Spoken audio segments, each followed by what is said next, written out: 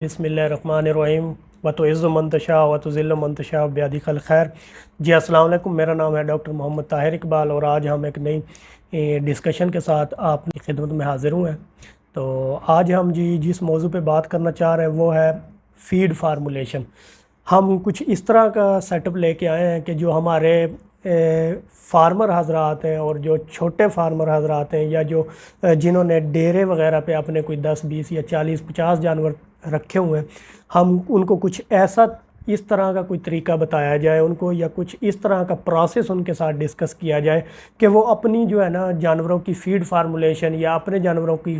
ख़ुराक जो है ना वो ख़ुद सही बना सकें, या अपने जानवरों का वंडा जो है ना वो ख़ुद सही बना सकें। तो इस मौजू को जो है ना आज हम ज़ेर बहस लाएँगे। तो इससे पहले जो है ना हमारे चैनल को लाइक, सब्सक्राइब और शेयर कर दें ताकि ये जो है ना मालूमात हमारे दूसरे फार्मर हजरात हैं और उनके लिए फ़ीड के लिए वो जो है ना परेशान है, उन तक ये जो है ना इंफॉर्मेशन पहुंच सके और वो भी इससे मुस्तफ़ीद हो सके। तो आज हम जो फ़ीड फार्मूलेशन करते हैं अपने फार्म्स के ऊपर, वो नो डाउट हम उसके अंदर ADF देखते हैं, NDF देखते हैं, उसकी प्रोटीन रेशो को चेक किया जाता है, उसकी एनर्जी रेशो को चेक किया जाता है, उसकी मिल्क क्वालिटी के हिसाब से हम उसको जो है ना फ़ीड को उसके अंदर मुख्तलिफ़ चीज़ें डाल के बाईपास फैट जनाब और बफ़र वगैरह ये सब चीज़ें डाल के जो है ना हम एक फ़ीड डिज़ाइन करते हैं। और जब हम वो फ़ीड आपके साथ डिस्कस करते हैं तो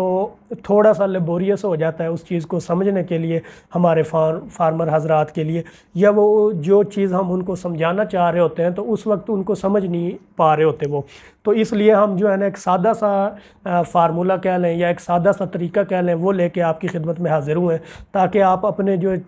अच्छे दूध देने वाले जानवर हैं उनको भी आप जो है ना ख़ुद से ही खुराक बना के वो दे सकें। तो सबसे पहले तो यह है कि जब हम खुराक बना रहे होते हैं किसी फार्म के लिए तो वो हम उसके अंदर इतने प्रोसेसेस इंक्लूड कर लेते हैं कि वो बहुत ज़्यादा जो है ना पेचीदा हो जाती है। आप कह लें कि वो पेचीदा हो जाती है और वो समझ नहीं आती, या आम हमारे जो फार्मर हजरात हैं वो उसको पिक नहीं कर पाते, वो उससे फ़ायदा नहीं उठा सकते। तो मोस्टली हम जब वीडियो बनाते हैं तो हम उसमें साथ थोड़ा सा एलेबोरेट कर देते हैं कि जी ये 30 किलो दूध देने वाले जानवर को हम ये खुराक दे रहे हैं, 40 किलो देने वाले को ये खुराक दे रहे हैं। तो वो फिर उसमें ये मसाइल आ जाते हैं कि हमारे बहुत से फार्मर हजरात को वो इंग्रेडिएंट या वो अज्जा जो है ना वो उनको मिल नहीं पाते या वो अवेल नहीं कर पाते, या उनको क्योंकि फार्म के ऊपर इसकी कंजप्शन बहुत ज़्यादा होती है तो वो इजीली उनको मिल रही होती है, वो उनको सस्ती भी पड़ रही होती है। लेकिन जब हमारे छोटे फार्मर हजरात वो इंग्रेडिएंट परचेज़ करना चाहते हैं या जब वो इंग्रेडिएंट परचेज़ करने के लिए जाते हैं तो कीमतें जो है ना वो उनको उस लेवल पे नहीं मिल पाती और उनके लिए वही फ़ीड डिज़ाइन करना मुश्किल हो जाता है या महंगा हो जाता है। तो अब हम आपके लिए जो है ना सस्ते तरीन हिसाब से कि सस्ती फ़ीड हो, अच्छी फ़ीड हो, म्यारी फ़ीड हो, जिस पे आपके जानवर जो है ना दूध भी अच्छा दें, उनकी सेहत भी अच्छी हो, उनकी प्रोडक्शन भी अच्छी हो, उनकी रिप्रोडक्शन भी अच्छी हो कि वो ब्रीडिंग के काबिल हों, बच्चा देने के काबिल हों, या वो जल्दी छोटे बच्चे हैं तो जल्द जवान हो, जल्दी से जो है ना वो टीका रखवाने के काबिल हो जाए और जल्दी से वो गब्बन हो जाए और आप लोगों को फ़ायदा हो। तो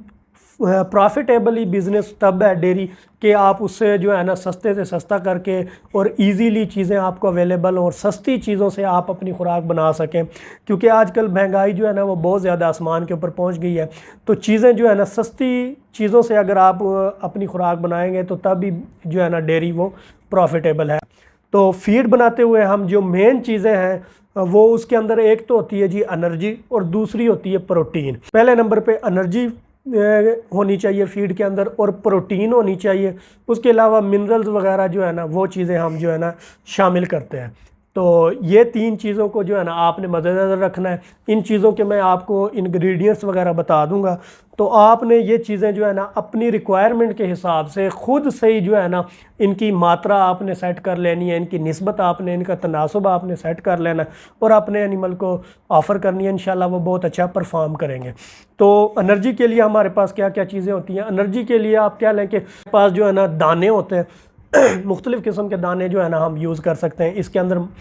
जो है ना मकई दाना आप यूज़ कर सकते हैं, गंदम के दाने आप यूज़ कर सकते हैं, जौ के दाने आप यूज़ कर सकते हैं। तो इनकी रेशो आपने जो है ना वो 40 से लेके 50 किलो, एक 100 किलो का राशन बनाने के लिए आपने इनकी रेशो जो है ना 40 से लेके 50 किलो तक जो है ना आपने रखनी है। जब आप इस मिकदार के अंदर अपने एनिमल के लिए कोई भी दाने सेलेक्ट करेंगे तो नो डाउट उसके लिए जो रिक्वायर्ड एनर्जी होगी वो बहुत ज़्यादा हद तक पूरी हो जाएगी, क्योंकि हमारे जो लोकल हजरात हैं वो जानवरों से रिक्वायर्ड प्रोडक्शन जो है ना वो नहीं ले पा रहे होते हैं, उनकी प्रोडक्शन थोड़ी होती है। तो जब वो अपने एनिमल को इस तरह की फीड देंगे तो उनकी जो है ना दूध की प्रोडक्शन भी बढ़ जाएगी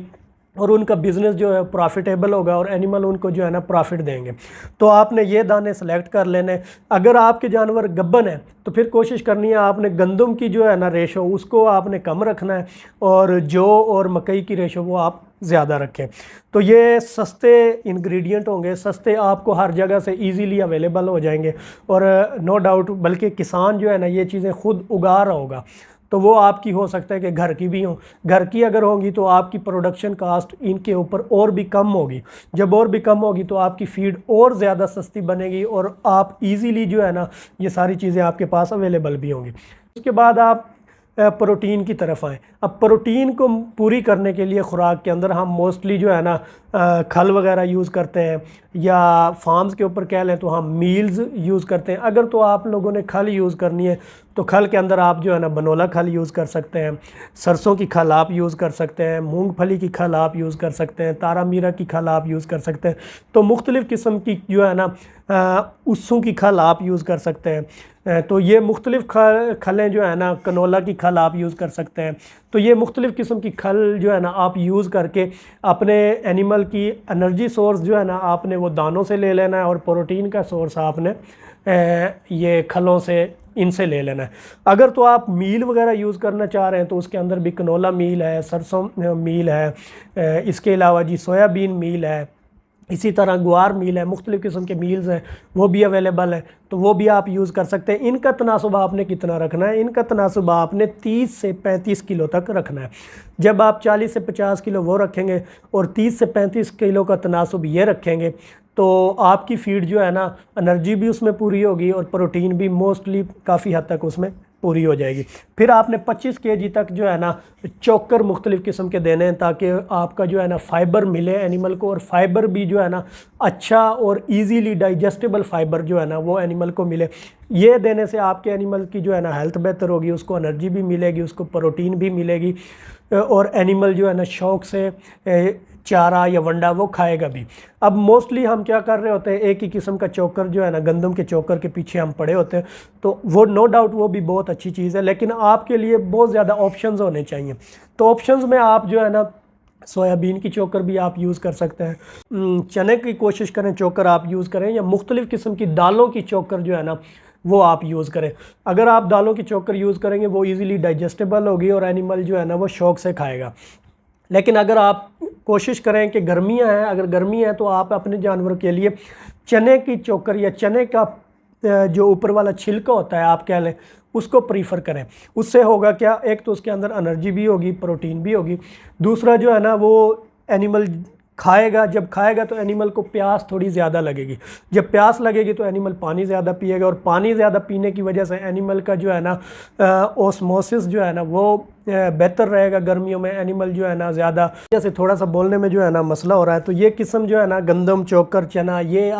गंदम का चोकर, चने का चोकर, मुख्तलिफ़ दालों का चोकर आपने ये सिलेक्ट कर लेना है और इनको मुख्तलिफ़ हिसाब से करके आपने 25 किलो तक इनको कर लेना है। अब मेरा बताने का मकसद ये है कि दानों में ये नहीं मैं कह रहा कि 40 से 50 किलो या आप मक्की कर लें, आपकी मर्ज़ी है, आप तीनों दानों का हुजम 40 से 50 किलो कर लें। इसी तरह मुख्तलिफ़ किस्म की खल मिला के 30 से 35 किलो कर लें। इसी तरह चोकर को भी मुख्तलिफ़ किस्म के चोकर मिला के आप 25 किलो कर सकते हैं। तो इस तरह आपकी खुराक जो है ना वो 100 किलो बन जाएगी। जब आपकी खुराक 100 किलो बन जाएगी तो आप इनके अंदर एज ए एडिशनल ऐड करें। हम अब फार्म के ऊपर मुख्तलिफ़ चीज़ें करके जो है ना 100 किलो के फार्मूले के अंदर ही शीरा भी और कह लें आप सोडा और मिनरल वगैरह ऐड करते हैं, एक अलग सोर्स के तौर पे जो है ना फीड के अंदर ऐड कर दें। अगर तो आपके एनिमल जो है ना थोड़ा दूध दे रहे हैं नॉर्मल, तो आप 50 ग्राम तक भी जो है ना मिनरल्स इस 100 kg की खुराक में एक्स्ट्रा पर एनिमल के हिसाब से ऐड कर सकते हैं। अगर आपके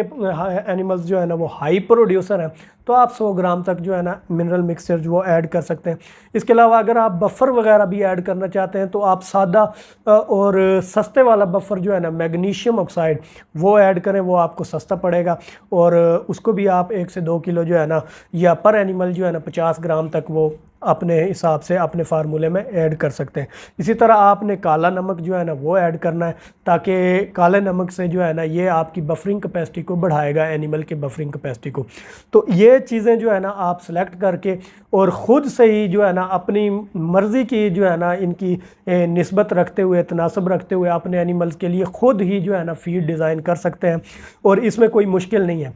किसी भी किस्म की कोई इन्फॉर्मेशन लेनी हो कि कितना कितना तनासब रखें, इस बारे में भी अगर आप लोगों को इन्फॉर्मेशन लेनी हो तो तब भी आप जो है ना हमारे इस चैनल के ऊपर जो है ना कमेंट करके या इसके ऊपर नंबर दिया गया हुआ है वीडियो में, वो आप हमें व्हाट्सएप करके जो है ना हमसे पूछ सकते हैं। लेकिन इंशाल्लाह इस वीडियो के देखने के बाद आप इस काबिल ज़रूर हो जाएंगे कि आप जो है ना अपने घर में ही अपने जानवरों की खुराक जो है ना अपनी मर्ज़ी के मुताबिक और अपनी प्रोडक्शन को देखते हुए या अपनी रिक्वायरमेंट को देखते हुए बना सकें। इस तरह की मज़ीद मालूमात को देखने के लिए हमारे इस चैनल को लाइक, शेयर और सब्सक्राइब करें। आज के लिए इतना ही, दुआओं में याद रखिएगा। अस्सलाम वालेकुम।